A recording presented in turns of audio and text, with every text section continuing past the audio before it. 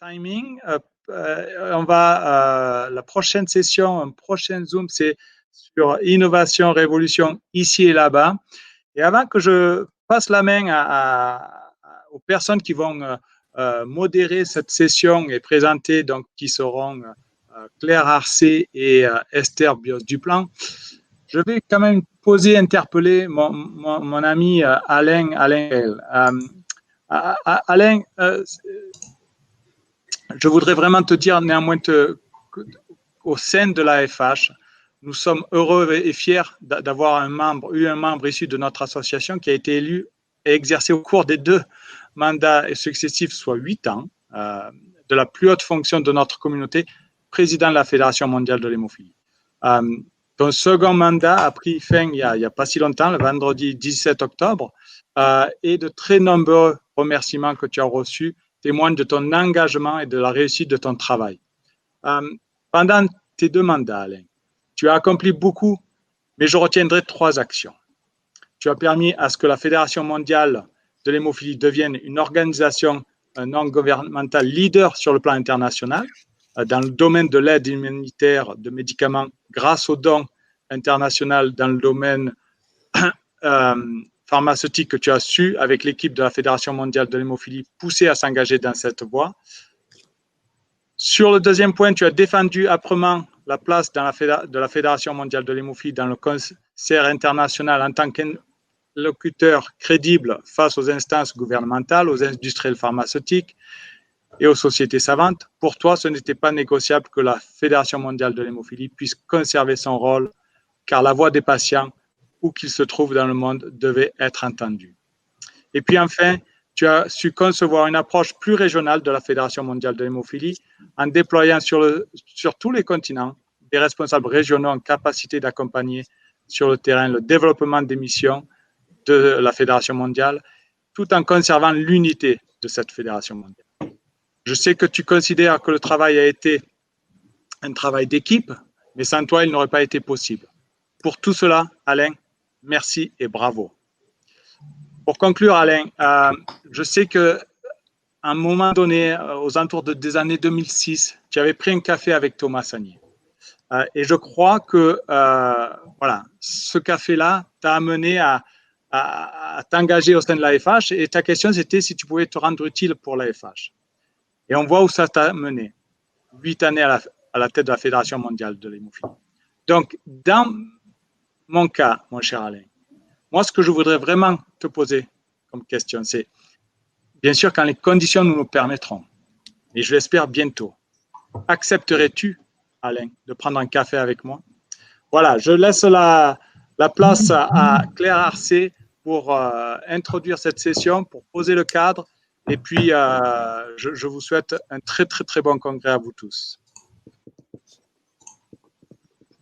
Bienvenue déjà tout le monde dans cet atelier, sur les innovations ici et là-bas. On va laisser donc la parole à la veille. Je vais partager donc sa présentation. Bonsoir à toutes et à tous. Et, Nicolas, tu en as dit beaucoup trop et c'était beaucoup trop gentil. Mais j'accepterai volontiers de prendre un café avec toi, bien entendu. Voilà, donc rebonsoir à toutes et tous. Et comme vous pouvez l'imaginer, j'avais pris énormément de plaisir à vous rencontrer tous à Nancy et je me réjouissais de renouveler ce plaisir cette année à Lille. Malheureusement, la pandémie a décidé autrement. Peut-être que ça montre aussi, ça permet de montrer qu'on sait s'adapter, qu'on sait innover. Et là, je voudrais féliciter l'équipe de l'AFH qui a pu monter cette conférence en vidéo. Ça permet aussi probablement à plus de membres, plus de personnes de la communauté de participer à cette conférence. Voilà, la prochaine slide, s'il vous plaît.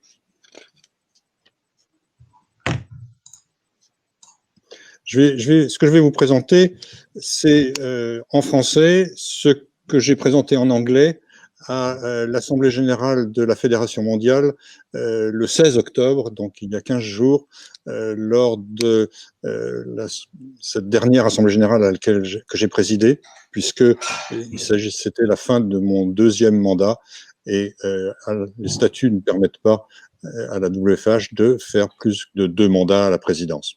Donc, c'est pas toujours adapté à la problématique de la France, mais ça fait rien. Je pense que l'AFH, qui a été un des 12 membres créateurs, fondateurs de la Fédération mondiale, ben, c'est normal que vous soyez intéressés, vous soyez concernés, et on partage avec vous toutes les informations concernant la Fédération mondiale. Ce que je vous propose, c'est un rapide aperçu, un petit peu un état des lieux d'où se trouve la fédération aujourd'hui, en 2020, comment on a pu progresser, est-ce qu'on a les changements depuis 2012. Donc, un état des lieux de la fédération, où est-ce qu'on nous sommes. Ensuite, je vous donnerai quelques impressions personnelles et suggestions pour l'avenir. Et puis, je répondrai à des questions, bien s'il y en a, avant que, avec Thomas Sagnier et Philippe de Merlouz, on donne une projection un peu plus importante sur le programme AFAT, dont je suis sûr que vous connaissez tous l'existence. Voilà, la prochaine slide, s'il vous plaît. Alors, la fédération continue de croître et aujourd'hui, nous avons 147 organisations nationales membres de la fédération, c'est presque les Nations Unies. Et nous avons pu accueillir dans la famille 20 nouveaux membres depuis 2012. En particulier, depuis l'Assemblée générale d'il y a 15 jours, nous avons accueilli Djibouti, Angola, Fidji, Kosovo, Malte, la République du Congo et le Rwanda. Donc, c'est bienvenue à tous ceux-là. Alors, un accent particulier a été mis sur l'Afrique, et vous voyez sur cette slide, vous voyez 2 cartes d'Afrique, 2012, où il y avait 21 organisations membres en Afrique, et 2020, 35. Donc, c'est un accent tout à fait important, et cet accent a été le fruit des gros efforts qu'ont consentis l'AFAT, donc la FH à travers ce programme AFAT, en coopération avec la Fédération mondiale. Et je pense que nous reviendrons tout à l'heure sur cet aspect-là. Est-ce qu'on peut avoir la prochaine, s'il vous plaît? Alors, pour pouvoir dérouler nos programmes et en imaginer d'autres, en développer de nouveaux, on a besoin d'avoir une situation financière saine. Vous voyez sur ce graphique les effets positifs financiers de chaque année, chaque congrès mondial, et en miroir, les déficits de chaque année non congrès. Ce qui nous permet 8,4 millions de dollars canadiens, c'est environ 5,4 millions d'euros. Ben, ça nous permet effectivement, comme je l'ai dit, d'avoir une équipe importante à Montréal, qui déroule les programmes, qui les prépare, qui vous aide. Et puis, ça permet aussi d'avoir une réserve pour faire face aux imprévus. Et on en a un merveilleux exemple, malheureusement, cette année, et peut-être les années qui viennent, malheureusement. Prochaine slide.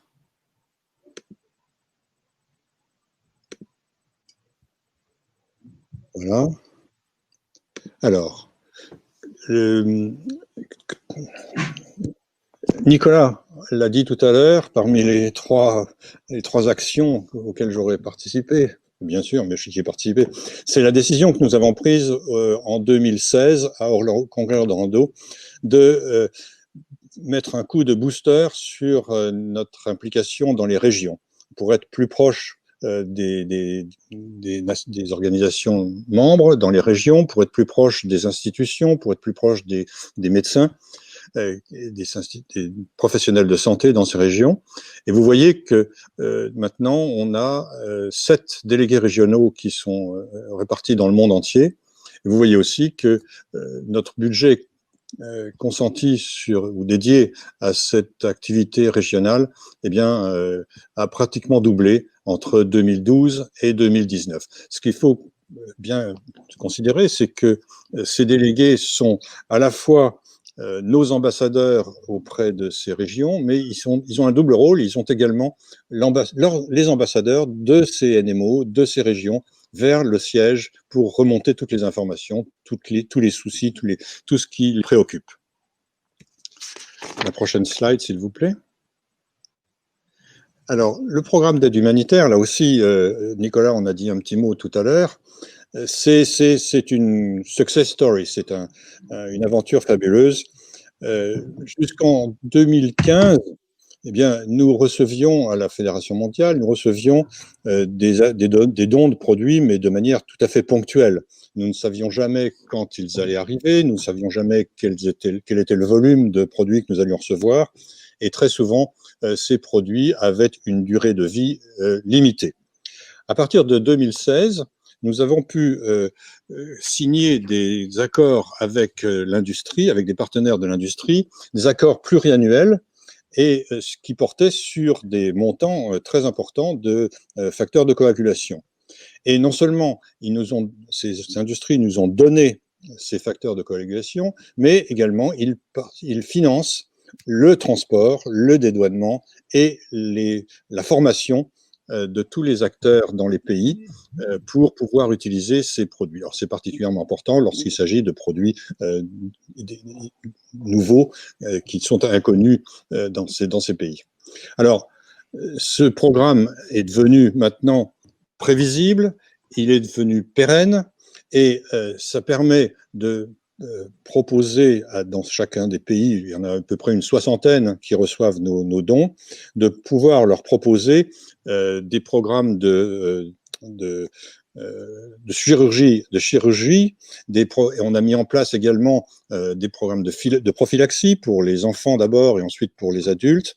Et il y a un effet indirect qui est tout à fait positif, c'est que ça permet d'améliorer ou de susciter un nombre plus important de diagnostics dans ces pays, puisque les médecins, sachant qu'ils ont des produits à disposition, sont amenés à diagnostiquer plus facilement que s'ils n'avaient pas de produits pour leur...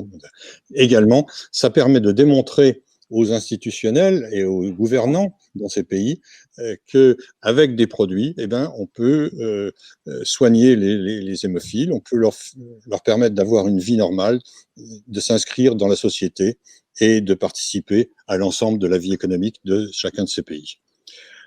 J'ai annoncé aussi que depuis le congrès de Glasgow 2018, eh bien, nous avons pu inclure dans ce programme de dons deux nouveaux grands laboratoires, Roche et Bayer, et que maintenant nous avons 6 grands partenaires sur ce programme.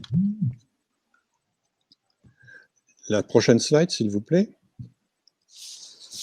Alors, il est bien connu que si on ne sait pas où on est, où on se trouve, eh bien, il est très difficile de savoir où on va,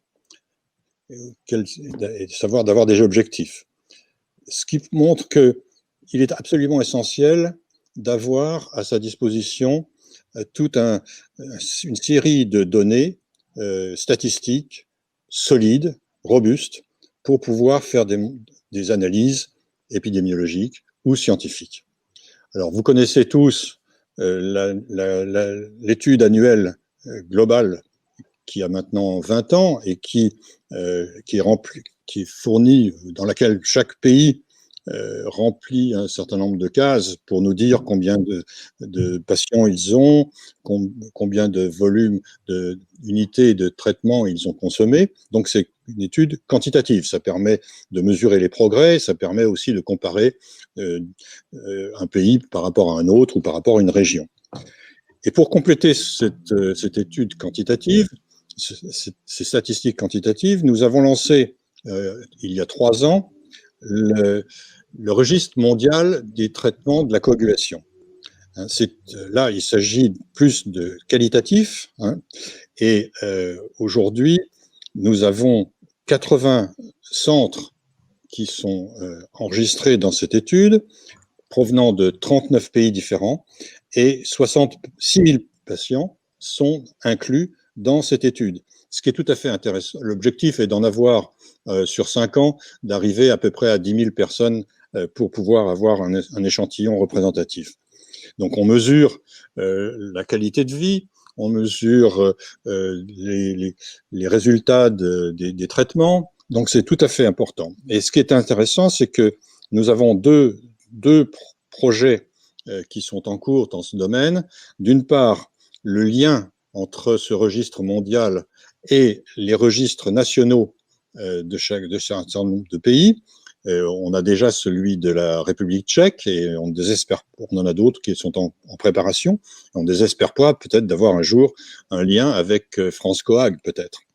Et puis, ce qui est le deuxième projet que nous avons et que la WFH a, c'est d'avoir un registre tout à fait spécifique pour l'ensemble des centres de traitement qui bénéficient de notre aide humanitaire, du programme d'aide humanitaire, de manière à ce qu'on puisse démontrer avec chiffres à l'appui, statistiques à l'appui, les bénéfices de cette aide humanitaire.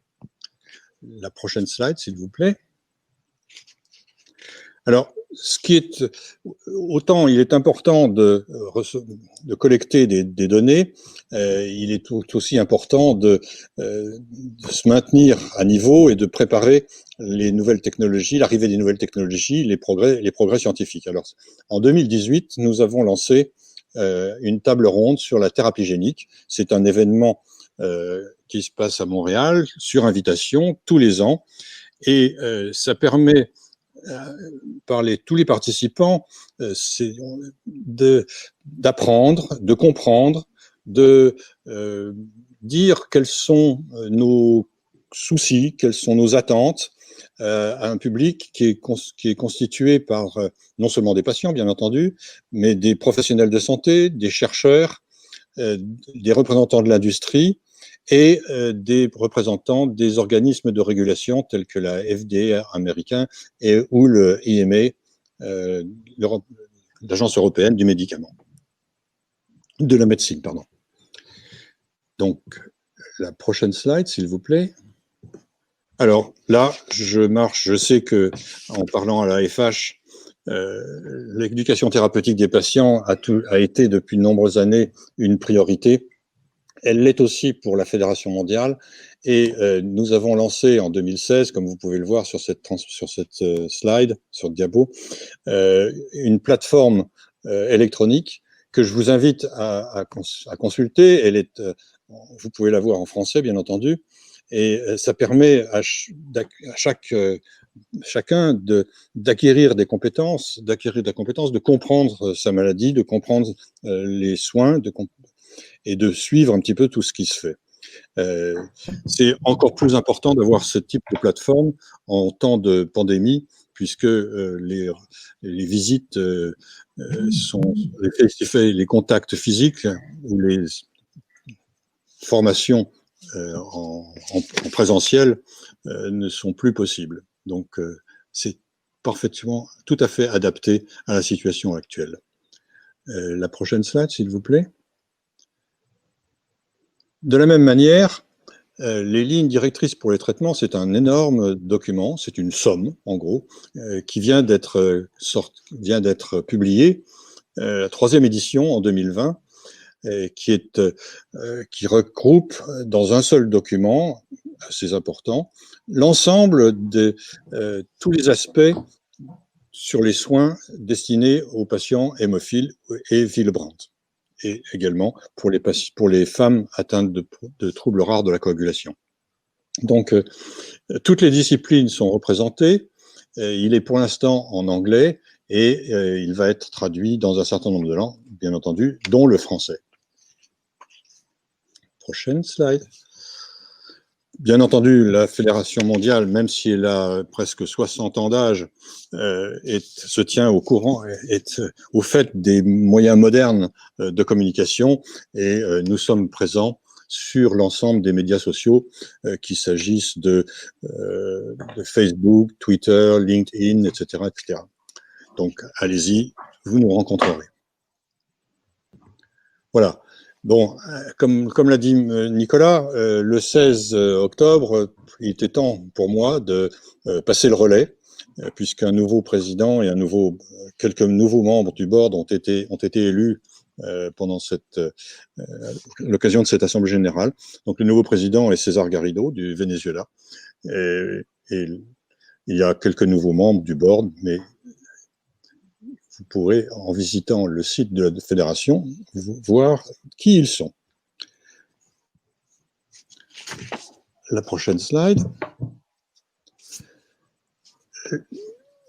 En octobre 2019, à l'Assemblée générale des Nations unies à New York, les pays ont adopté une résolution qui s'appelle en anglais Leave no one behind, qui peut être traduit donc ne laisser personne sur le bord du chemin. Et ce qui était très très très important, c'est que était inclus dans cette résolution un chapitre sur les maladies rares. C'est un résultat remarquable obtenu par l'Organisation internationale des maladies rares, RDI, et dont fait partie la Fédération mondiale. Alors, qu'est-ce que ça veut dire pour nous, la communauté des hémophiles? Eh bien, comme vous le savez, au travers de l'étude annuelle AGS, Annual Global Survey, on a identifié et diagnostiqué, c'était l'édition 2018, mais la 2019 va sortir dans les prochains jours, on a identifié et diagnostiqué 210 000 patients hémophiles à travers le monde. Il y a un an, deux épidémiologistes spécialistes, Alfonso Iorio et Jeff Stonebreaker, ont publié une étude ont démontré que en fait, il doit y en avoir plus de 900 000 qui sont quelque part dans la nature et qu'on n'a jamais jusqu'à présent identifié et diagnostiqué. Il ne faut absolument pas les oublier et nous devons faire tout ce que nous pouvons pour améliorer, et le point tout à l'heure, on parlait des problèmes de diagnostic. La problématique du diagnostic est réelle en ce qui concerne l'hémophilie. Donc, si vous avez pu assister au congrès de Glasgow en 2018, vous savez que j'ai challengé l'industrie pour que très très rapidement, j'avais fixé le terme à 2 ans, malheureusement ils ne sont pas encore tout à fait arrivés, pour qu'ils imaginent un outil de diagnostic simple, facile à utiliser, fiable, robuste et peu cher, de manière à ce qu'il puisse être mis en place dans un très très grand nombre de pays, là où le diagnostic est déficient. La prochaine, s'il vous plaît. N'oubliez personne ou ne laissez personne sur les bords du chemin. C'est aussi améliorer la situation pour les patients vulnérables, parce qu'ils sont souvent délaissés. C'est reconnaître et s'occuper des besoins, satisfaire les besoins de toutes les femmes qui ont des déficits de coagulation, des soucis de santé liés au saignement. Et c'est également faire en sorte que les nouvelles thérapies soient accessibles, et non seulement accessibles physiquement, mais aussi accessibles financièrement par l'ensemble des patients de notre communauté. Alors, la prochaine slide.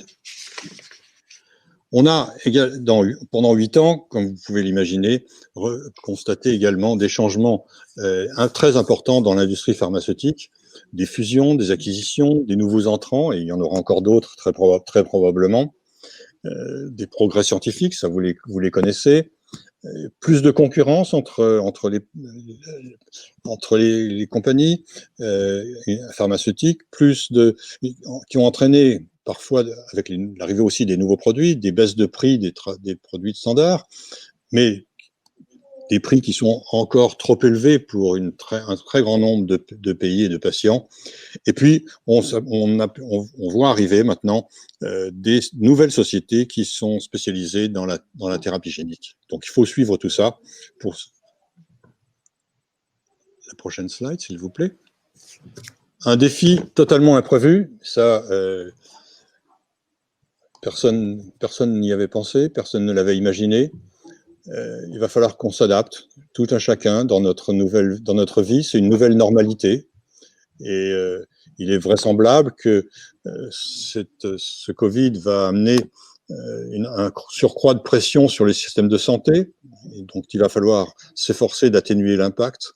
Il va falloir trouver de nouvelles manières de communiquer, puisqu'on ne peut plus faire de présentiel, mais pour peut-être très longtemps.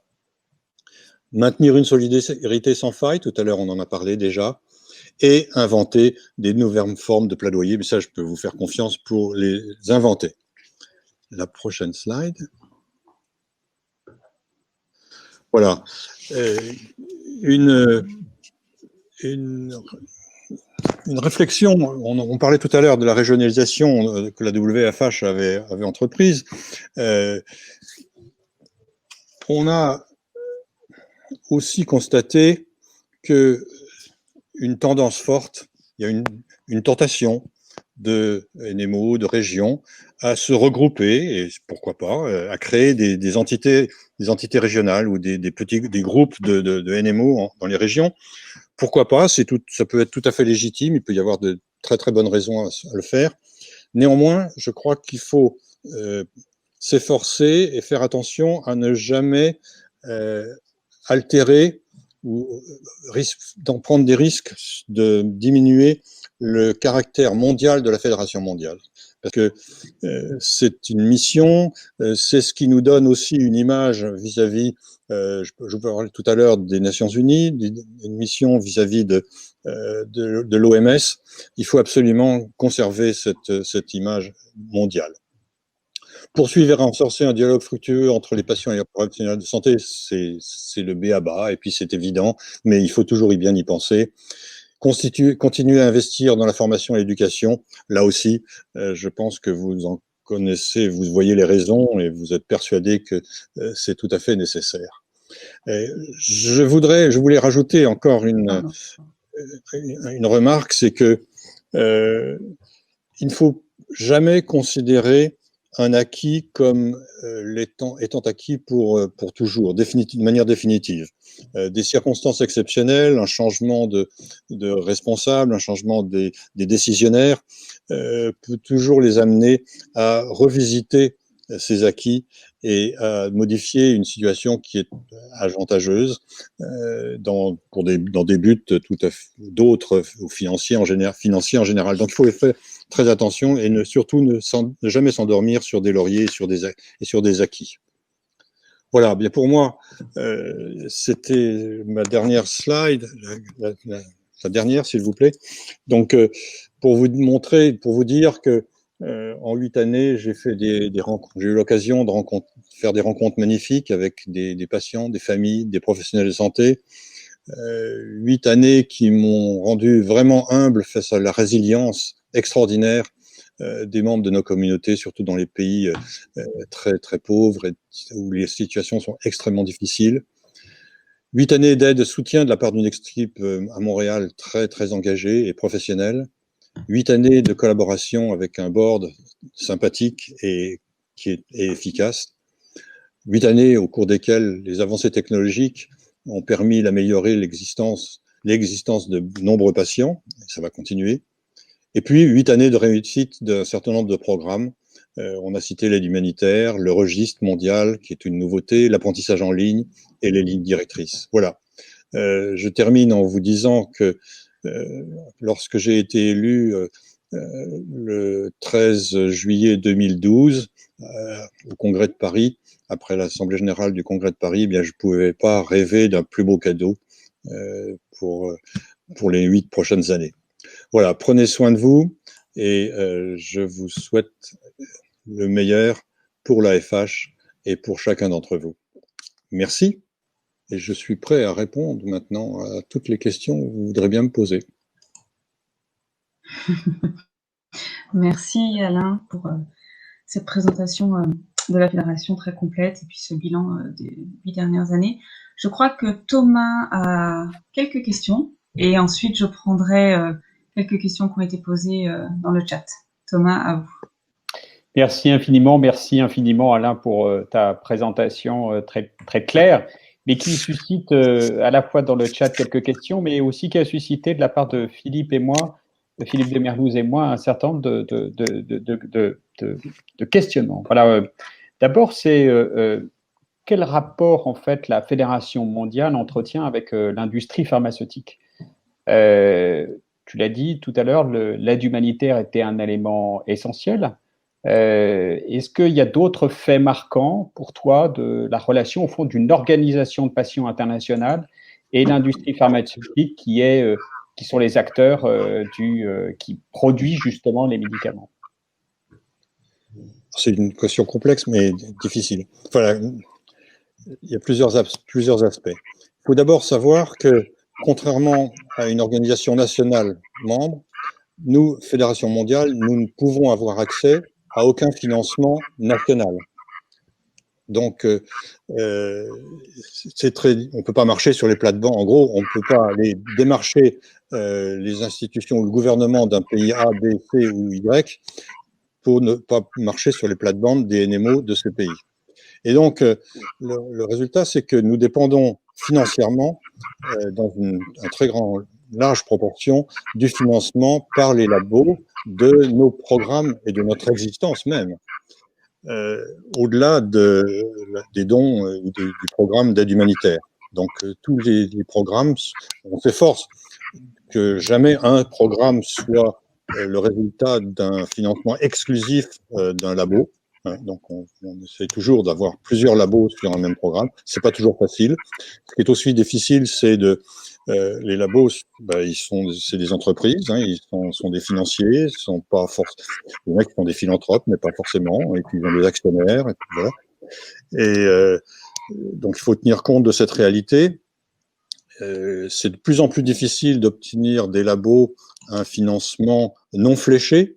Et ils ont tendance ce qui les intéresse, c'est de participer à un programme bien particulier, comme les jumelages ou comme l'aide humanitaire, par exemple. Mais pour financer alors, ils réalisent bien que la fédération a besoin d'exister, a besoin d'avoir un siège, a besoin d'avoir des salariés, même si on fait attention à en avoir, à limiter le nombre au juste niveau. Donc c'est un peu difficile, mais puis comme je l'ai dit tout à l'heure, le paysage de l'industrie change. On a des nouveaux interlocuteurs. C'est souvent quelquefois un peu un jeu de Monopoly. Il y en a qui rachètent un autre.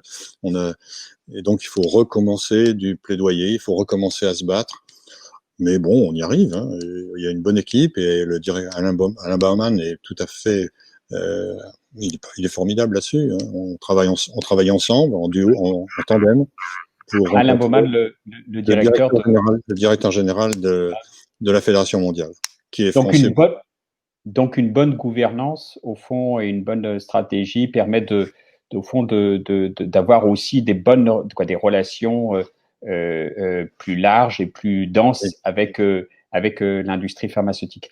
Une autre question qu'on voulait te poser avec Philippe, c'était comment, tu l'as évoqué tout à l'heure sur le fait qu'il y ait de plus en plus d'acteurs de l'industrie pharmaceutique qui soient présents dans le domaine de l'hémophilie, ou que des nouvelles thérapeutiques arrivent, faisait qu'on pouvait constater dans un certain nombre de pays d'Europe ou dans les pays nord-américains une baisse d'autres traitements, des traitements qu'on pourrait dire plus anciens, comme les médicaments plasmatiques ou les recombinants de première génération.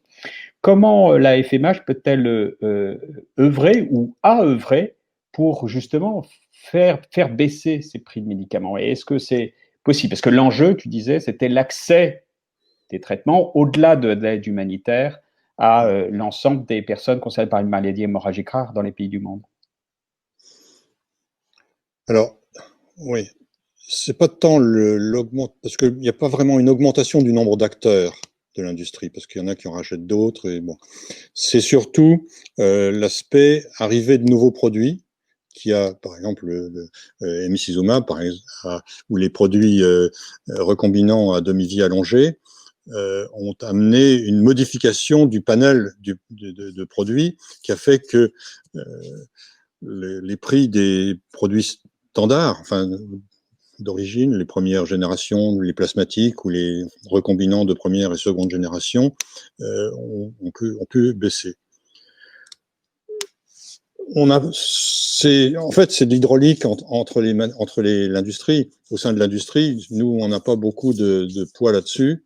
En plus, c'est des négociations avec chaque pays, entre l'industrie et chaque pays. C'est pas les interlocuteurs qu'on a dans les sociétés pharmaceutiques, ça varie. En fait, on n'a pas toujours les mêmes. C'est pas toujours les mêmes qu'on a nous, et ceux qui décident des prix, de la structure des prix. C'est pas. Je pense qu'on n'a pas beaucoup de poids sur. On constate. On constate qu'il y a une baisse de prix. On constate aussi que malgré cette baisse de prix, elle n'est pas suffisante pour que dans 60 pays, ou les 60 pays vers lesquels nous avons ce programme d'aide humanitaire, ces pays puissent acheter des facteurs de coagulation. Même si, dans certains cas, certains pays, il y a le Sénégal a commencé à acheter, l'Égypte a commencé à acheter, il y en a 3 ou 4, ou 5 même, qui ont commencé, après nos actions d'aide humanitaire, on a pu démontrer au ministère de la Santé que, d'abord, il était intéressant de créer une ligne dans le ministère de la Santé, une ligne destinée à l'hématologie, ensuite à l'hémophilie, ensuite avoir un budget dédié. C'est petit à petit, c'est un travail de longue haleine qui est parfois contré par le fait que dans ces pays, malheureusement, c'est là où on constate la plus grande volatilité des gouvernants. Donc, il faut chaque fois remettre le travail sur les chevaux. Voilà. Donc, c'est à la fois l'arrivée des nouveaux médicaments et le fait d'avoir et l'aide humanitaire qui participe, j'allais dire, à une douce pression et graduée, j'allais dire, dans le temps, qui participe à cette baisse de prix. Philippe, je crois que tu avais aussi... il ne faut pas donner l'impression qu'on fait une pression sur un pays en disant on vous donne des produits et si vous achetez.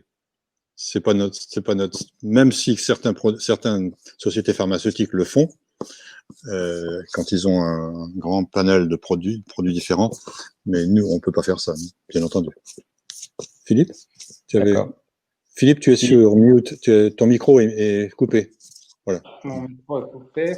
Ça y est, oui. Tu m'entends là ou pas? Oui, on vous entend très bien. Oui. Oui. D'abord, je voulais te remercier, Alain, au nom de tout le monde, mais j'élargis le sujet en dehors de la France, puisque moi, je viens d'ailleurs, et je peux dire à tous nos amis français que le rayonnement d'Alain était vraiment exceptionnel. Non, c'est vrai, Alain, c'est incroyable, parce que maintenir une organisation comme ça, moi, j'imagine beaucoup de difficultés. Tu as eu beaucoup de joie, tu les as mentionnées. Il y a des difficultés. Je pense que manier les professionnels de santé, c'est pas toujours facile. Le corps médical, c'est pas toujours facile. Vous êtes une organisation de patients, donc de trouver le bon accord et autres, je pense que c'est une gageure. Et je crois que tu l'as réussi. Donc vraiment, chapeau. Tu es trop gentil. Mais tu sais, il y a quand même dans le board, dans les membres du board, il y a la moitié de médecins, et puis il y a un vice-président médical qu'on charge justement des relations avec les professionnels de santé. Mais effectivement, c'est pas toujours facile, mais bon, ça marche, hein, ils sont quand même pas si terribles que ça. Tu es sur mute, Philippe, pardon, à nouveau. Ouais, c'est pas moi qui le d'accord. Je voulais te demander, parce que le souci financier, il est réel maintenant avec les raisons qu'on connaît, le Covid, mais il n'y a pas seulement ça.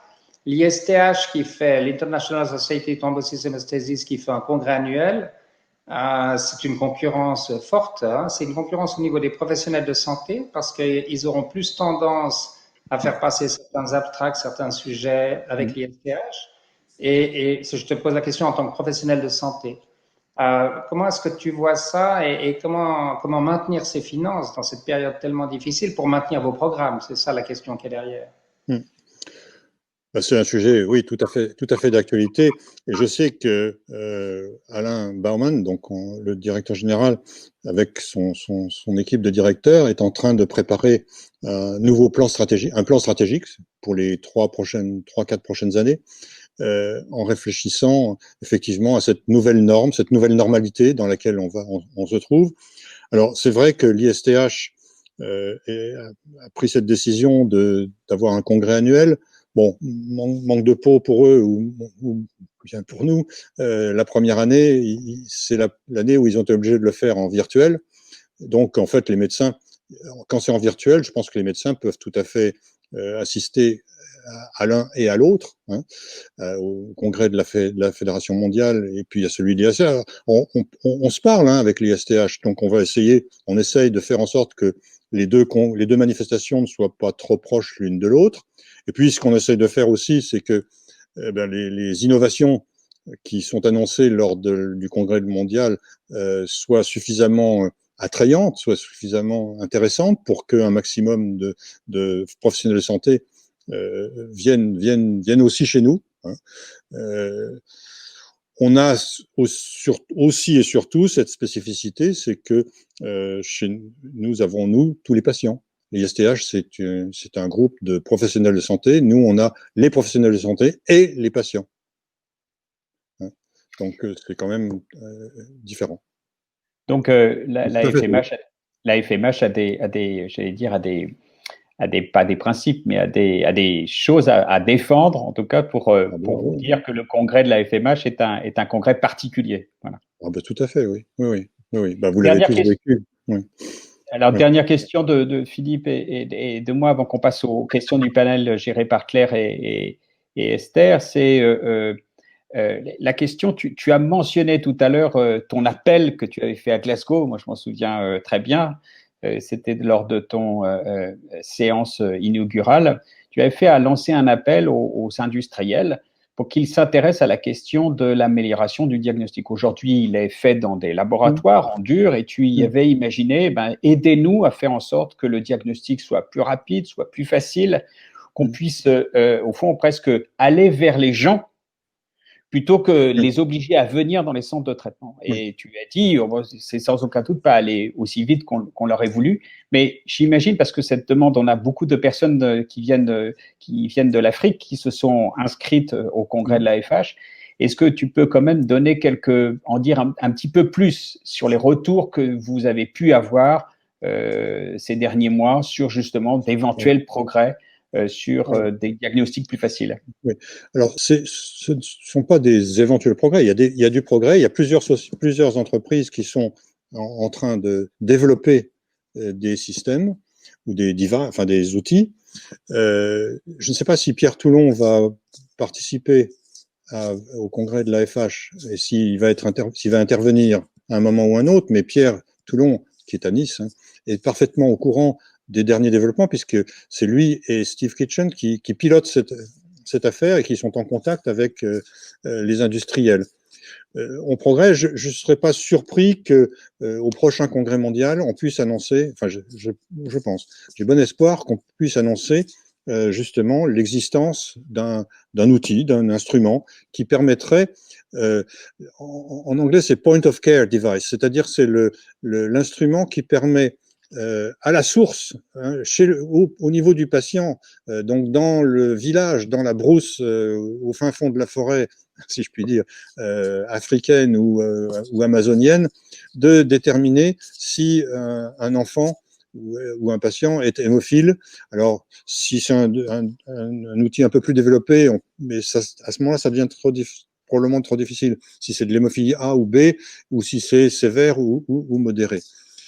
Mais ce premier diagnostic, il est vital, il est très très important. Et c'est ça que j'ai voulu montrer, parce que j'ai démontré, chiffres à l'appui, qu'il y avait plus de naissances de patients hémophiles que nous n'en diagnostiquions.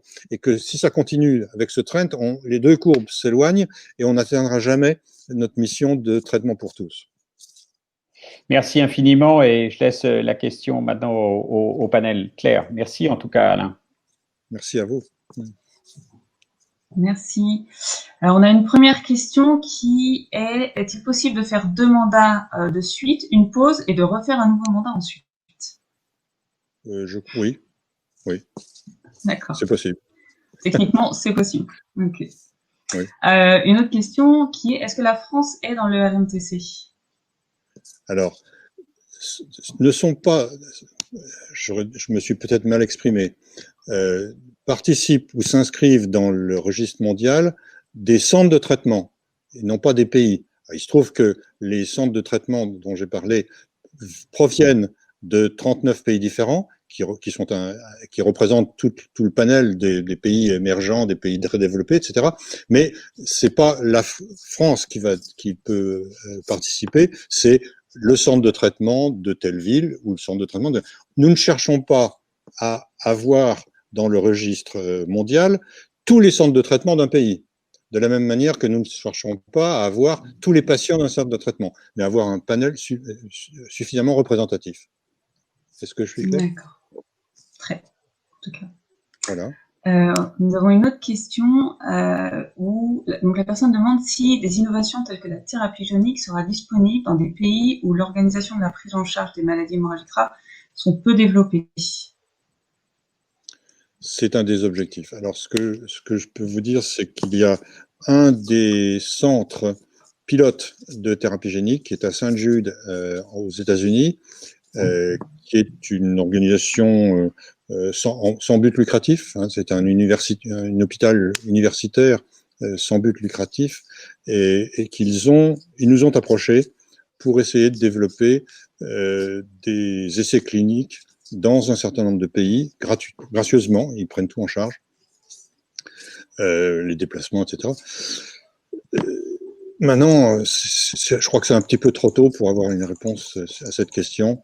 On ne sait même pas encore quand va arriver la première thérapie génique pour des patients en dehors des essais cliniques. Hein. Pour l'instant, on en est encore aux essais cliniques. Vous avez vu que l'administration américaine a retoqué ou a retardé la mise sur le marché du premier produit de thérapie génique produit pour le facteur 8 par Biomarin. Donc ça s'est remis encore d'un an, ou voire 2, puisqu'ils veulent avoir plus mais vous en parlerez, je pense, dans la session dédiée aux thérapies géniques. Hein. J'ai vu qu'il y a une grande session le 14 novembre, je crois. Voilà. Donc, on espère. Il y a peut-être aussi une possibilité d'intéresser les grandes fondations au financement de la mise en œuvre de la thérapie génique dans un certain nombre de pays. Parce que ces grandes fondations, les Bill Gates, etc., ne sont pas intéressés par les maladies chroniques. Parce que maladies chroniques, c'est ad vitam aeternam, mais ça les intéresse pas. Par contre, ce qui les intéresse, c'est de régler un problème. C'est de traiter véritablement un problème. Alors, la thérapie génique peut être une réponse, on n'est pas encore sûr, d'ailleurs, que la thérapie génique sera la réponse pour une durée infinie à l'hémophilie. C'est encore une des incertitudes, on ne sait pas combien, et parmi toutes les incertitudes, il y a plusieurs, on ne sait pas combien de temps peut durer une injection, l'effet d'une injection. Voilà, donc c'est un peu prématuré. On avance, mais voilà, on suit les choses. Merci Alain. On n'a pas d'autres questions ce soir pour vous, donc on va passer la parole à Thomas, et donc Thomas, à vous l'antenne du coup. Alors, c'est Thomas et Philippe, parce que Philippe va aussi... Et Philippe, pardon Philippe. Si, quand même. Donc, je vais faire un petit partage d'écran, pardonnez-moi. Voilà, hop, pour que l'écran arrive. En principe, ça devrait être bon. Vous pouvez éventuellement me le confirmer par nos petits chats habituels, par nos petits moyens habituels, ma chère Claire. Et ça me permet de vous présenter, au fond, puisqu'il s'est été demandé, merci beaucoup aux organisateurs de nous donner l'occasion, au fond, après ce que vient de dire Alain, de présenter, au fond, l'action de l'AFH au sein, qui participe, je veux dire, à l'action de la Fédération mondiale, mais dans un cadre particulier.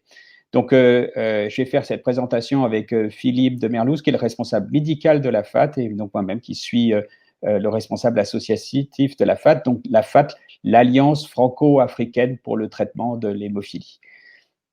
Donc, la FAT, elle a eu un début, et la FAT, tout a commencé parce qu'un jour, un patient atteint d'hémophilie à Madagascar a eu une hémorragie très importante, une hémorragie intracrânienne, et nous avons reçu à l'Association française des hémophiles, c'était à l'époque où Norbert Ferré était président, un appel désespéré pour pouvoir obtenir des médicaments.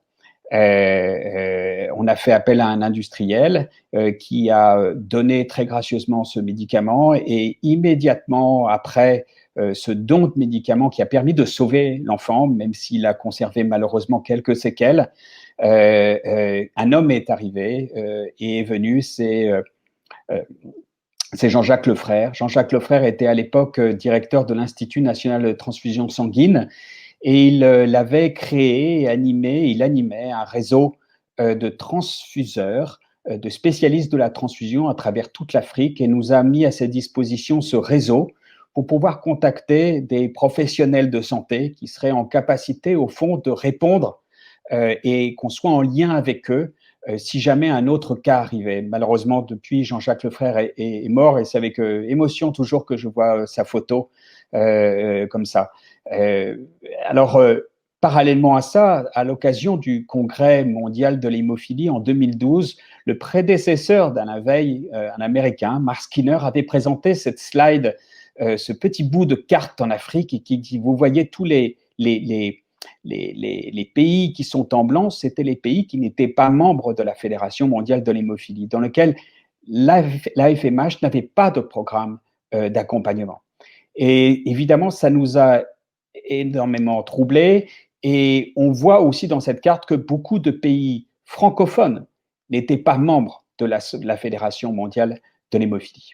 Alors du coup, un homme que vous connaissez tous et qui est Norbert Ferré, avec l'énergie qu'on lui connaît, a été absolument décisif et s'est engagé, alors que l'Association française des hémophiles présentait sa candidature pour organiser justement le programme, un congrès de la Fédération mondiale de l'hémophilie, s'est engagé à ce que 100% des bénéfices qui revenaient à l'AFH puissent être consacrés à un programme visant à aider particulièrement l'Afrique et particulièrement l'Afrique francophone.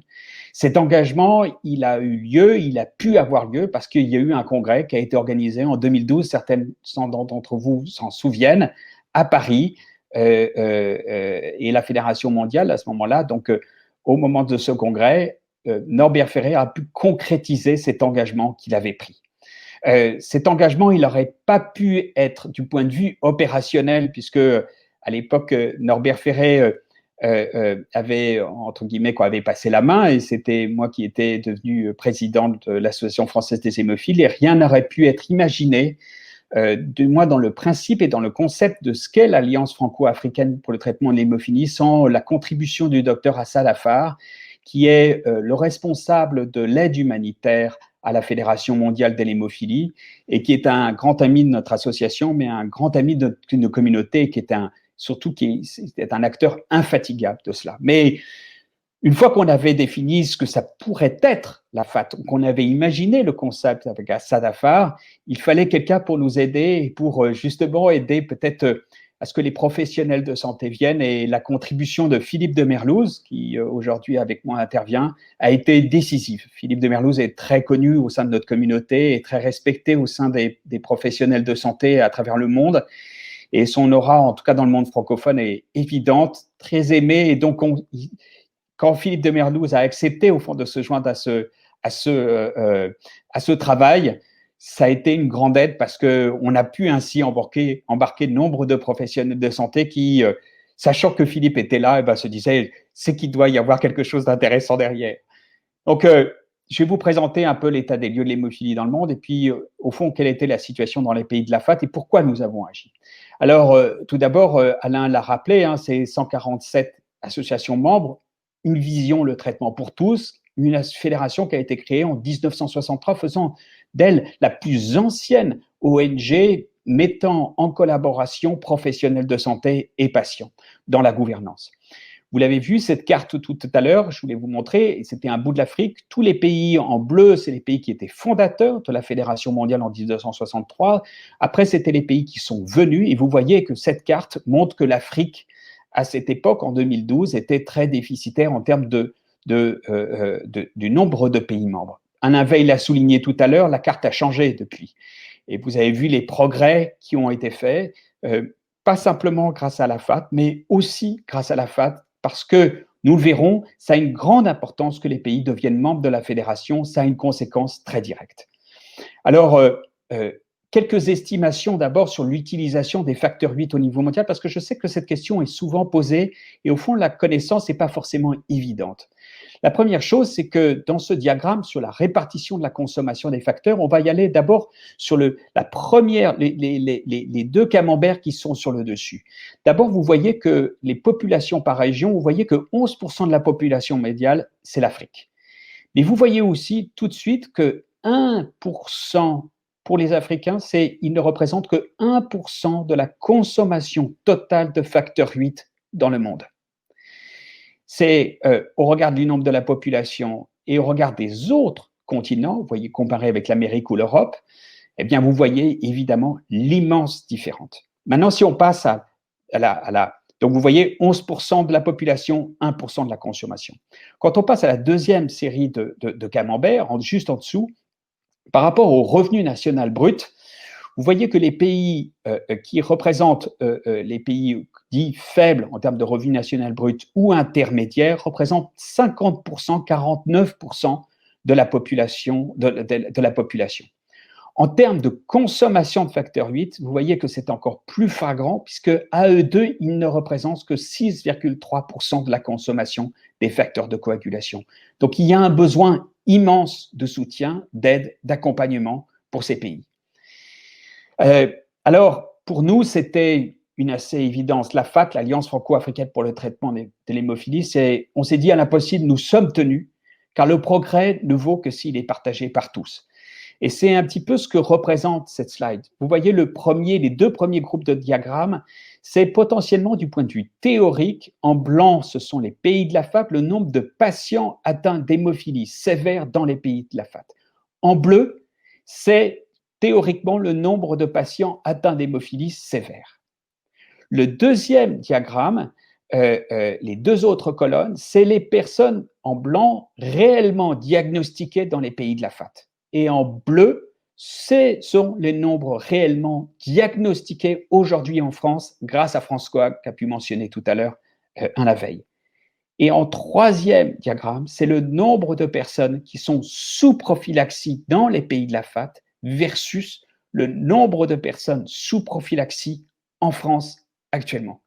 Vous voyez que les différences sont énormes et que quand on est une association comme l'Association française des hémophiles, engagée sur le plan international et voulant essayer de partager et d'aider la Fédération mondiale dans sa vision qui est le traitement pour tous, il y avait là quelque chose à faire. Donc, quel a été notre engagement, au fond? Notre engagement, c'est de considérer les choses en plusieurs étapes. Tout d'abord, c'est d'accentuer notre travail sur les pays non membres de la Fédération mondiale de l'hémophilie. C'est d'ensuite prévoir un accompagnement pendant 2 à 3 ans exclusivement sur place. Et parallèlement à ça, qu'il y ait un accès à l'aide humanitaire.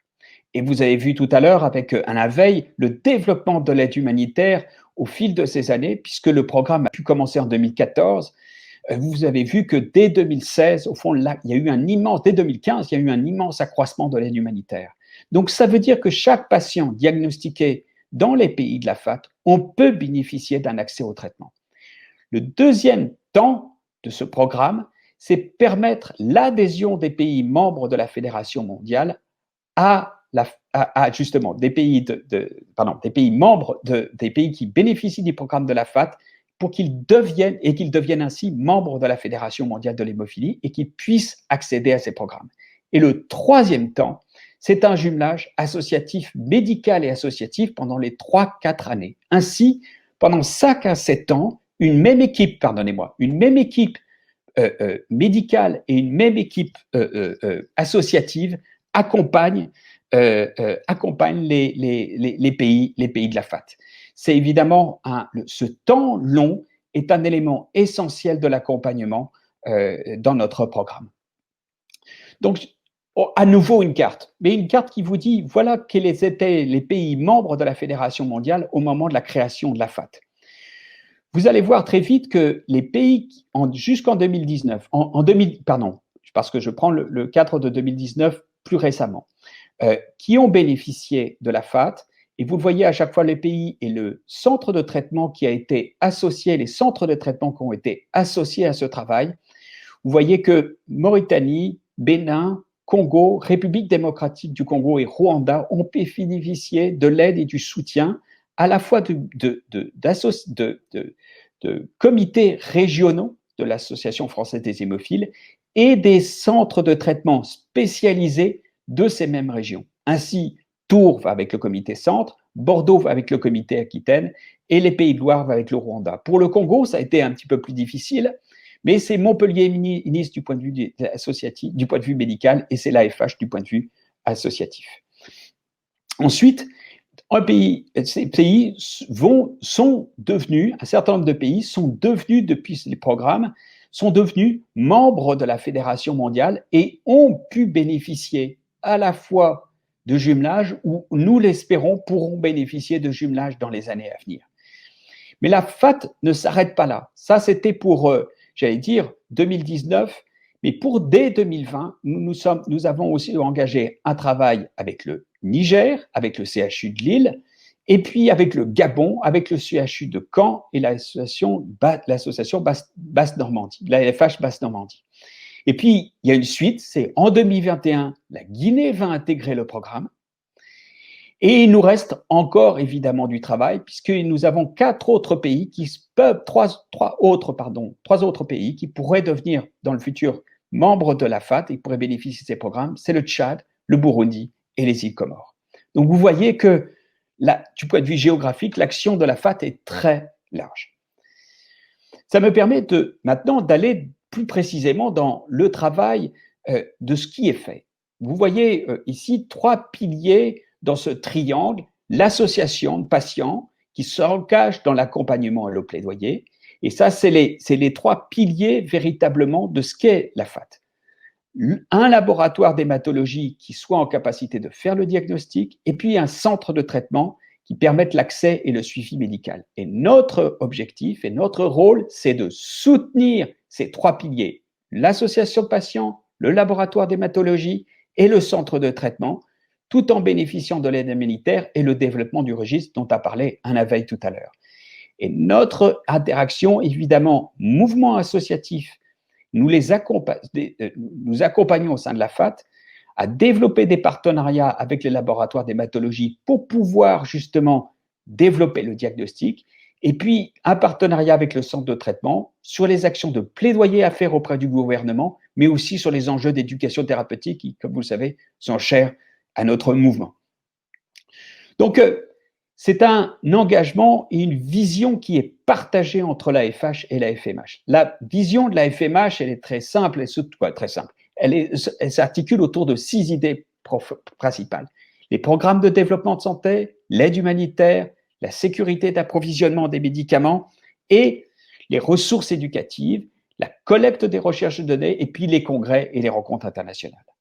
Ce que vient enrichir la FAT, justement, c'est qu'elle vient placer le partenariat patient-professionnel de santé au cœur de l'action, j'allais dire, aux côtés de la Fédération mondiale de l'hémophilie, au bénéfice de l'ensemble de la communauté.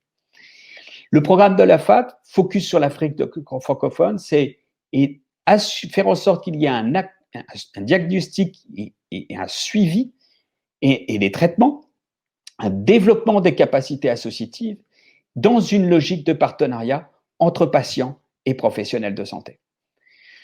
Comment se passe l'organisation du point de vue très pratique et le suivi? Tout d'abord, le suivi de l'organisation, c'est un comité de pilotage qui est composé, vous l'avez vu, mais je vais citer tous les noms parce qu'ils sont importants, vous voyez, associatifs, parce qu'ils intègrent l'ensemble de la Fédération mondiale, mais aussi des acteurs africains comme le professeur Alexis Dokekias, le docteur Aimable Kanyamaunga du Rwanda, mais aussi le professeur Sialou Diop, qui est membre du board de la Fédération mondiale, et puis le président de la Fédération mondiale, et puis des invités, évidemment, tous les professionnels qui se sont engagés dans ce programme. Et puis, sans, évidemment, Claire Arcet, qui est la salariée chargée de l'action internationale, et bien, du point de vue opérationnel, ce travail ne pourrait être fait. Mais vous voyez que c'est l'ensemble de ces acteurs, et le rôle du comité de pilotage de la FAT, c'est coordonner les actions et les adapter sur les réalités de terrain. Maintenant, les missions elles-mêmes. Elle se divise en deux blocs. D'abord, la première, c'est l'AFH, directement ou par ses comités régionaux, accompagne la création et le développement des associations pour qu'elles deviennent des acteurs du plaidoyer auprès des pouvoirs publics et des partenaires du plaidoyer dans leur propre pays et pouvoir mener des actions d'éducation en direction des proches et des patients. Et puis le deuxième aspect, c'est évidemment des professionnels de santé, c'est les fameux triangles que je vous ai présentés tout à l'heure, c'est les professionnels de santé favorisent l'accès au diagnostic et le suivi médical, et le suivi qui est fait par donc des centres, par des pairs donc venus de France auprès de leurs partenaires africains sur le diagnostic et le suivi médical et paramédical sur place, et il développe aussi l'esprit de partenariat entre patients et professionnels de santé.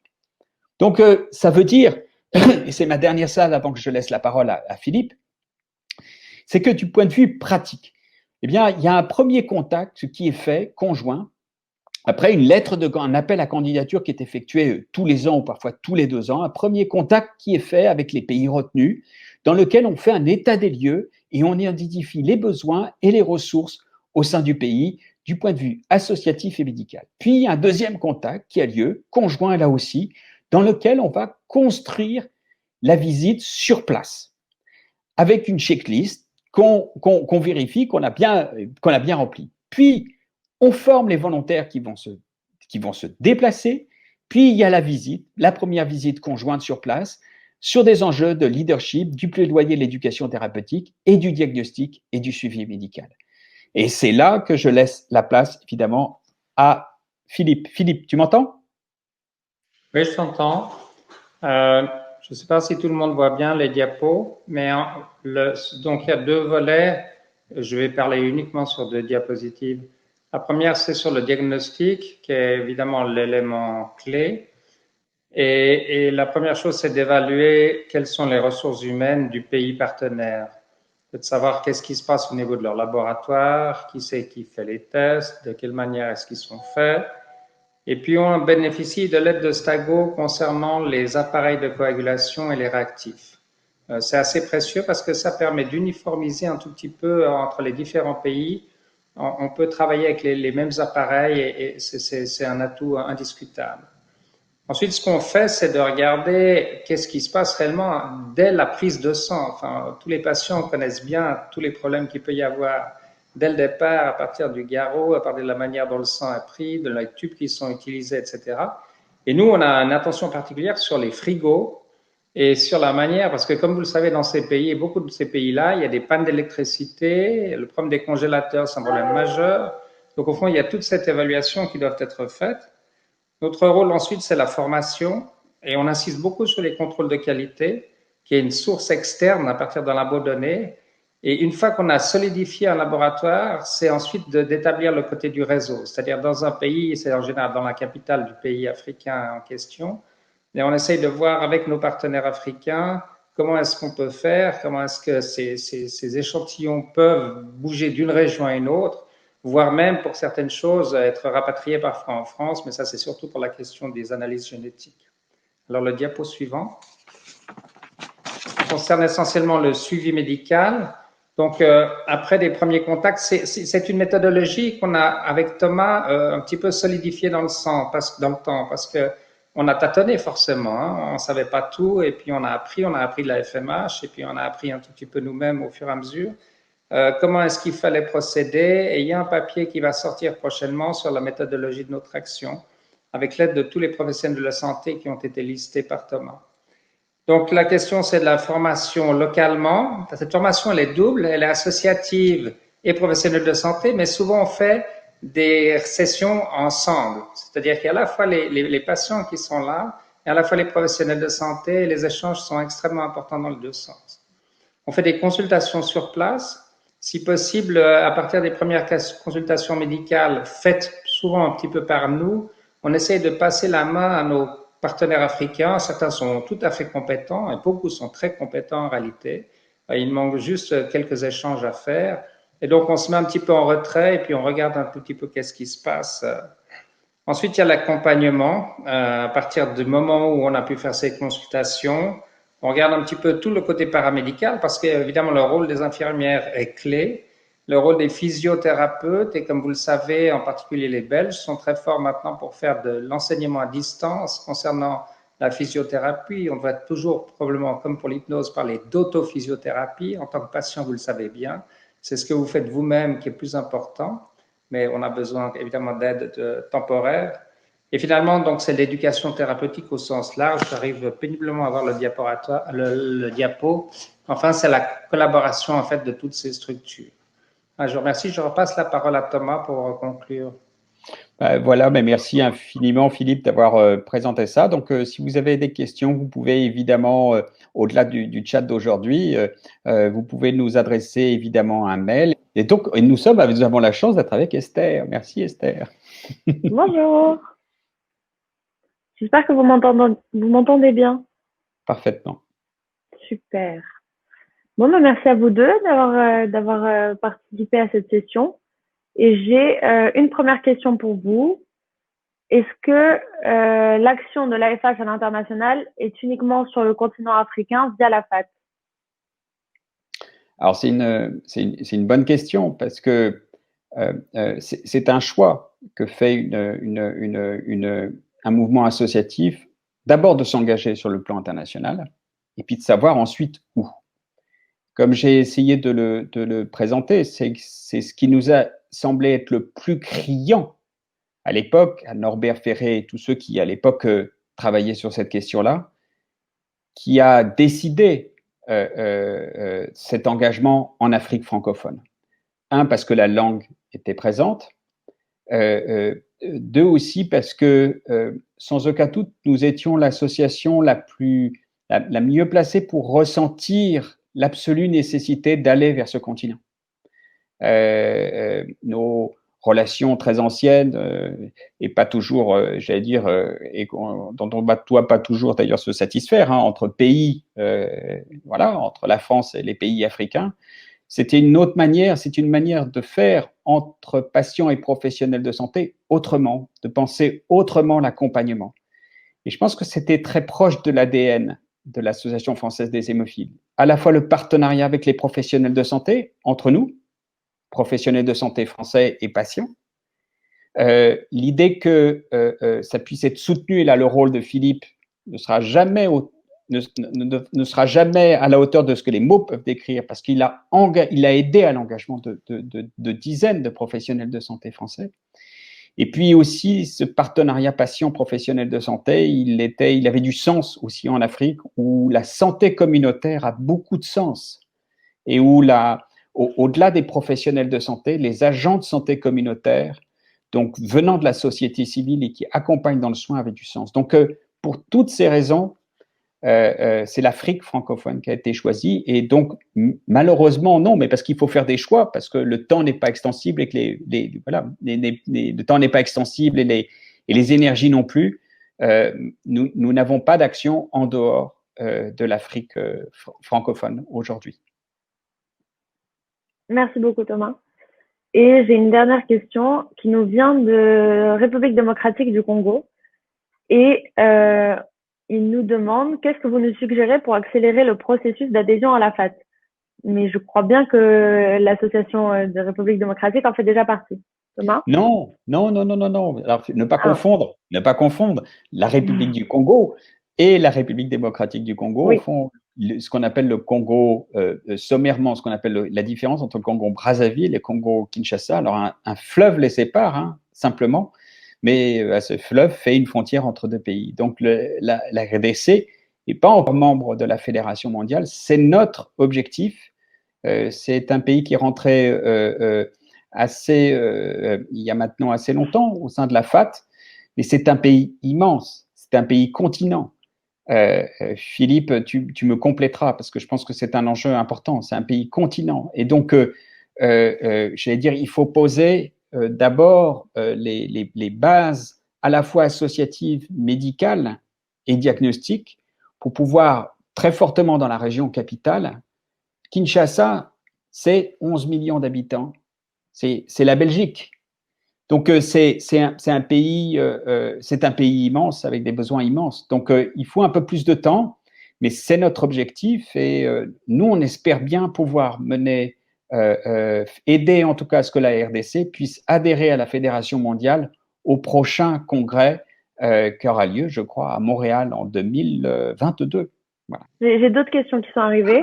D'accord. Merci Thomas. Quelles sont les ressources disponibles pour les actions de la FAT, pour les comités et pour les comités qui s'engagent? Alors, peut-être que la question elle est sur les ressources à la fois humaines et financières. Les ressources humaines, eh bien, on l'a dit tout à l'heure, ce sont les professionnels de santé et les bénévoles de l'AFH, c'est-à-dire comité par comité qui veulent s'engager. C'est un engagement qui est assez important, hein, qui nécessite qu'un ou deux bénévoles s'engagent pleinement dans l'action. Et pour les centres de traitement aussi, c'est un engagement parce que ça veut dire qu'ils prennent une semaine au minimum chaque année et qu'ils interviennent et qu'ils accompagnent aussi entre chaque déplacement les équipes qui sont sur place. Donc ça, c'est un engagement. Donc ce sont d'abord des ressources humaines. Et puis sur les ressources financières, eh bien ça a été d'abord le produit des bénéfices du Congrès mondial de l'hémophilie en 2012 à Paris qui a permis de financer cette action. Et puis ensuite, l'AFH a décidé de continuer d'autofinancer ce programme. Et aujourd'hui, nous avons fait des demandes de financement complémentaires pour pouvoir faire en sorte que ce financement ne pèse pas entièrement sur l'Association française des hémophiles. Je ne sais pas si j'ai répondu entièrement à la question. Si, ça va? Philippe, il faut que tu ouvres ton micro. Ouais, pardon. Oui, c'est bon. j'aimerais juste rajouter une petite chose. C'est pas de la démagogie, mais c'est extraordinaire de pouvoir travailler association de patients, donc comité, puisqu'on parle de comité surtout côté patient, et les professionnels de santé. Et je dis ça pour ceux qui seraient éventuellement intéressés en France à faire ce type de travail avec nous. C'est un enrichissement vraiment à tous les niveaux. C'est un enrichissement parce que c'est le contact avec nos partenaires africains, mais aussi au point de vue local. Enfin, moi, je me suis rendu compte de certaines associations en France qui, au fond, connaissaient moyennement, éventuellement, les médecins qui s'occupaient d'eux, et de se retrouver tout d'un coup isolés quelque part en Afrique, créer des liens qui sont extraordinaires et inestimables. Et j'insiste sur ce point parce que je pense que ça fait partie indirectement de la question. Esther, je pose la parole. Oui. Merci beaucoup. J'ai une question qui serait plutôt pour Alain Veil, peut-être. Oui, je peux aussi répondre d'ailleurs parce que je ne sais pas. Oui, tu peux y répondre. Je ne sais pas si du point de vue de la technique, on arrive à pouvoir faire venir quelqu'un ou pas. Mais la question, c'est pourquoi la FMH c'est pour la FMH, oui. Voilà, n'aide pas les pays qui ne sont pas membres à se structurer en vue d'une adhésion, etc. Alors, elle soutient, elle aide, évidemment. Elle les accompagne notamment en identifiant des professionnels de santé, des associatifs sur place à travers leurs déplacements. Notamment, vous vous souvenez, on a parlé des managers régionaux, des responsables régionaux de la Fédération mondiale qui se déplacent dans des pays parfois où rien n'existe. Mais la FAT doit être vécue comme un accélérateur parce que la tâche est immense en Afrique. Et en particulier en Afrique francophone. Vous avez vu le vide tout à l'heure des cartes qu'il y avait. Donc, la FAT est venue en soutien de la Fédération mondiale d'hémophilie, particulier en Afrique francophone, pour justement partir de là où il n'y avait, au fond, parfois même pas d'association de patients et parfois même pas de professionnels de santé identifiés. Et c'est grâce au réseau de l'INTS que nous avons pu identifier les professionnels de santé et donc des patients qui ont ensuite créé un groupe. Parfois, les groupes, d'ailleurs, se sont créés sachant qu'ils allaient pouvoir devenir membres de la FAT, et on les accompagne à justement à devenir membres en espérant 2 à 3 ans, et parfois c'est plus long parce que les pays sont plus grands ou que les enjeux sont plus difficiles. Mais l'idée, c'est la FMH n'abandonne pas cette vision d'accompagner des pays pour qu'ils deviennent membres. C'est en Afrique francophone, nous avons apporté un soutien pour que cela se fasse plus vite et que ça puisse se faire dans de meilleures conditions, pas forcément dans de meilleures conditions, mais de manière accompagnée. Voilà. Et que déjà, des liens entre patients et professionnels de santé puissent être établis. D'une certaine manière, on est un accélérateur de particules, un accélérateur d'envie, de travail et de croissance. Merci beaucoup. j'ai une question pour Philippe. C'est plutôt, pardon, c'est plutôt un avis. J'ai besoin d'un avis. Nous voudrions avoir votre avis sur ce que nous faisons aux cliniques universitaires de Kinshasa. Nous avons organisé au mois de mai une campagne de dépistage de la maladie. Malheureusement, nous n'avions pas encore de réactifs pour la réalisation des analyses. Nous avions à l'époque effectué des prélèvements de sang total sur tube citraté 3,8%. Nous avions centrifugé à 1500 tours par minute pendant 10 minutes et avions conservé le plasma des malades dans des cryotubes dans le surgélateur à moins 80 degrés. C'est seulement au mois d'août que nous avions reçu les réactifs de la part de l'AFH que nous remercions et nous sommes en train de réaliser les analyses depuis. Nous avons analysé les échantillons que nous avions gardés et nous avons de bons résultats. Enfin, nous croyons avoir de bons résultats avec des patients parfois taux de facteur 8 à 2 ou 3% et des facteurs 9 entre 20 et 25%. C'était clair? Et la question, c'est? La question, c'est, on demande votre avis. Mon avis, en fait, ça aurait dû être la question posée à Pierre Toulon et Jean-François Schwed, puisque Pierre Toulon est allé sur place plus qu'une fois. En fait, il voulait retourner, et puis avec le Covid, il y a des choses qui se sont ralenties, enfin comme partout. Donc, on va garder cette question, et puis on va faire en sorte que Pierre réponde directement. Thomas, toi, tu as probablement une partie aussi de la réponse, puisque tu étais sur place à Kinshasa. Mais je veux dire, on est tout à fait. Enfin, on a eu des discussions récemment avec et Pierre et Jean-François par rapport à toutes les actions qu'on peut faire à Kinshasa et comment, entre autres, débrouiller ce problème des échantillons qui ont été prélevés et puis faire le contrôle de qualité par rapport à ça. Thomas, peut-être je te laisse la parole pour compléter. Oui, je rappelle, on l'a déjà dit, hein, le RDC, la République démocratique du Congo, c'est un pays immense. Pour cet enjeu particulier, puisque j'étais à l'époque sur place, c'est le travail qui a été fait de collecte au fond d'échantillons de sang pour permettre le diagnostic. L'information qui est donnée là montre que les analyses ont pu être faites et on va très vite se rapprocher de l'équipe de RDC pour que Pierre Toulon et Jean-François Schwed puissent accompagner justement pour ces résultats et prendre les décisions en fait qui conviennent avec eux en termes d'accompagnement et des suites à donner à ces résultats. Voilà. Très bien, merci beaucoup. Quels sont les moyens financiers que mobilise l'AFH pour la FAT? Alors ça, c'est à nouveau pour moi. Alors j'ai essayé tout à l'heure d'essayer de brosser un tableau entre les ressources humaines et justement les ressources financières. Je vais peut-être aller un peu plus directement sur les ressources financières. Donc au début de 2012, en 2012, c'était les bénéfices issus du congrès de la Fédération mondiale de l'hémophilie à Paris, dont une partie est reversée à l'association qui a, entre guillemets, hébergé le congrès. Et cette somme était assez importante puisque ça représentait près de 450 000 euros et a permis de financer pendant un certain nombre d'années, et même presque 6 ans, l'ensemble du programme que je vous ai montré dans les différents pays africains. Et depuis cette date, il y a un engagement renouvelé qui a été fait par le conseil d'administration de l'AFH, et je l'en remercie pour ça, pour qu'il y ait un autofinancement par l'AFH de ce programme, avec une condition, c'est que évidemment on recherche des financements alternatifs, et c'est ce que nous faisons à travers des demandes de financement. Il y en a une, par exemple, qui a été faite pour un programme spécifique auprès de la Fédération mondiale pour accompagner les pays d'Afrique centrale.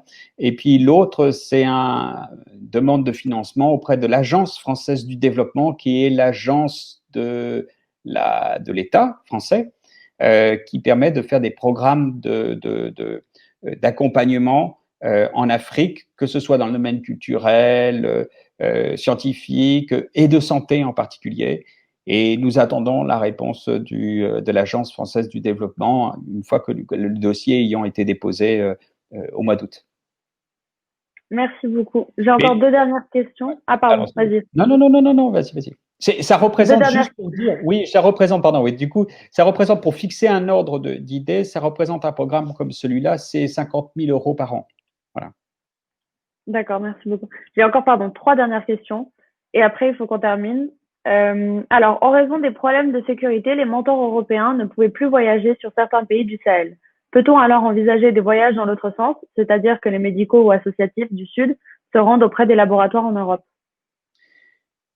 Alors, cette question, Philippe, c'est une bonne question, mais il va falloir qu'on y réponde tous les deux. Parce que, évidemment, ce n'est pas du tout la même logistique que de faire déplacer quelques personnes associatifs et médicaux dans un pays et de faire déplacer des dizaines et des dizaines de personnes du pays en question vers la France. Ensuite, du point de vue logistique et même légal, en fait, ces questions se poseraient sur les questions de possibilité d'obtenir des visas pour des raisons médicales, pour des raisons de recherche, pour des raisons de professionnelles, et qui ne sont pas forcément évidentes à mettre en place. Donc, au-delà de l'aspect coût et de l'aspect réglementaire, il y a aussi l'aspect pratique et la volonté au fond de la FAT, c'est de dire il faut aider les gens sur place, c'est-à-dire faire en sorte que sur place, les compétences que les professionnels de santé et les associatifs ont soient développées. Le but du jeu, c'est pas que les gens viennent et soient dans un total autre environnement qui ne soit pas le leur et qu'ensuite ils essayent de l'appliquer dans le pays en question. Les différences en termes de prise en charge des patients, du nombre de patients diagnostiqués et de l'accompagnement médical sont trop importantes. Donc en fait, le but du jeu de cet accompagnement, c'est soutenir et accompagner et développer les compétences sur place pour qu'ils puissent agir sur place. Parce que un très grand nombre de patients ne peuvent pas de toute façon se déplacer. Donc il faut leur apporter une réponse chez eux. Philippe? Il est éteint là. Oui, je crois que tu as tout dit, Thomas. Je veux dire, l'essentiel, c'est sur place. Ça ne veut pas dire qu'on l'a pas fait ponctuellement, hein. Il y a quelques déplacements qui ont été organisés, soit d'un physio, soit d'un médecin. C'est souvent à l'initiative de structures locales en France qui ont fait cet échange-là. Donc, c'est possible, mais Thomas a souligné les 2 points fondamentaux. Un, c'est d'utiliser les compétences sur place. Et puis 2, que ce qu'ils risquent d'apprendre en France sera tellement éloigné de leur préoccupation quotidienne que ça sera dommage finalement ce type d'enseignement. Et à un moment donné, on pensait plus même à des échanges avec l'Égypte ou avec d'autres pays plus proches. On a pas mal discuté avec Magdi El Akabi, qui est une personnalité importante de la Fédération mondiale de l'hémophilie aussi. Enfin bref, on a pensé à différentes choses. Mais Thomas a donné les 2 éléments essentiels. C'est vraiment la formation par des gens qui sont capables, parce qu'il y a beaucoup de gens compétents parmi nos partenaires africains. C'est de trouver les ressources. On pense à Saliou Diop, qui fait partie de notre comité, qui peut lui donner des orientations. Et puis ensuite, de nouveau, d'éviter de rentrer dans des diagnostics hyper sophistiqués qu'on ferait chez nous et qui sont non transposables dans certains endroits. Et je rajouterais juste, parce qu'effectivement, il faut rendre à César ce qui est à César, dans le jumelage associatif et médical dans le cadre de la FAT, entre le Rwanda et le comité Pays de Loire Poitou-Charentes et le CHU de Nantes, il y a justement un physio qui est venu et il y a un membre de l'association rwandaise qui a passé un séjour auprès des associatifs français. Donc, il a pu assister notamment à une session d'éducation thérapeutique qui était faite sur place à Nantes. Voilà. Quel est l'empowerment des patients dans les pays de la FAT? Alors, je ne suis pas sûr de très bien comprendre la question, mais je dirais que sur ce qui est de l'engagement patient et professionnel de santé, vous savez que l'AFH, par exemple, sur le domaine de l'éducation thérapeutique, on dit pas d'éducation thérapeutique sans les patients, mais pas d'éducation thérapeutique sans les médecins aussi. Et les professionnels de santé, médecins, infirmières, etc. Ce qui veut dire que notre niveau d'engagement dans ce programme de la FAT, c'est le partenariat. Et nous, ce qu'on vise à travers ce partenariat, c'est 2 choses principales. Un, c'est de développer l'empowerment des patients africains, des pays en question, au sein de leur propre communauté, alors, souvent, ils ont des leaders formidables, hein. Même toujours, ils ont des leaders formidables. Et c'est juste là aussi on joue le rôle d'accélérateur et on leur donne les éléments, des éléments qui les aident dans cette action-là. Et puis, on favorise aussi l'empowerment pour ce qui est du plaidoyer auprès des instances gouvernementales. Mais là aussi, ils ont identifié quels sont les acteurs qui doivent convaincre, par exemple, faire que l'hémophilie soit inscrite dans la liste des pathologies prioritaires, des pathologies, oui, je crois, prioritaires des pays en question, que l'accès au traitement puisse avoir lieu, que le pays achète des réactifs pour pouvoir faire les diagnostics, etc. Mais on les aide et on les accompagne, on apporte ce soutien-là pour les aider dans ce plaidoyer. Et puis, la troisième partie de l'empowerment, c'est l'empowerment aussi vis-à-vis ou avec les professionnels de santé. C'est-à-dire faire en sorte qu'il y ait ce croisement partenarial, c'est-à-dire il ne s'agit pas que les patients répètent ce que disent les professionnels de santé et que les professionnels de santé répètent ce que disent les patients. C'est une action complémentaire. C'est deux points de vue qui renforcent les capacités des uns et des autres pour obtenir des autorités de santé, au fond, les moyens dont ils ont besoin pour pouvoir mener les actions de santé dont ils ont cruellement besoin. Donc, l'empowerment, pour nous, c'est-à-dire la capacité à développer les capacités d'agir des personnes. Elle est avec cette philosophie-là. Aider au plaidoyer et aussi aider à faire en sorte que le partenariat ait lieu. Merci.